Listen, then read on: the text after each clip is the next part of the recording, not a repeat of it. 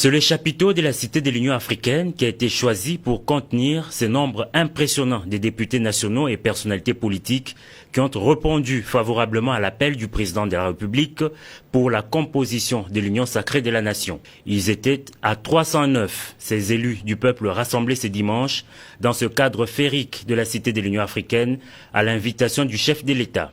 Lors de son entrée, le garant de la nation a eu droit à une standing ovation.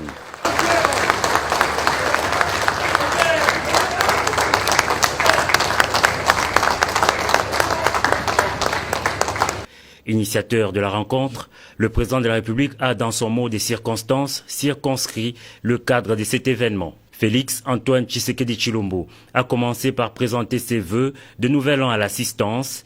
Il a par la suite expliqué la vision qu'il porte de l'union sacrée de la nation. Nous sommes à un tournant décisif de l'histoire de notre pays et cette histoire commence maintenant à s'écrire sur une autre page.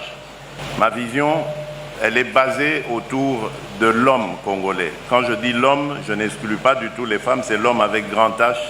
On a beau crier aux envahisseurs, aux colonisateurs, aux impérialistes, à tout ce qu'on veut, mais nous devons reconnaître que ceux qui leur ouvrent la porte à cette prédation, à notre affaiblissement, c'est nous-mêmes. Le Congolais a perdu l'amour du Congolais et du Congo, sa patrie. Aujourd'hui, il y a quelqu'un à la tête de votre pays qui est prêt à vous écouter, qui croit en vous, qui croit en vos aptitudes. Quant aux députés nationaux FCC qui ont accepté d'adhérer à la nouvelle gouvernance du pays, le garant de la nation les a rassurés.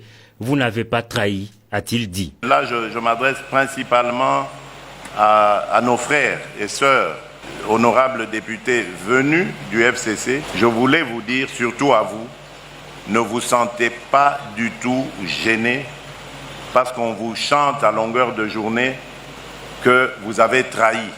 Ce n'est pas vrai.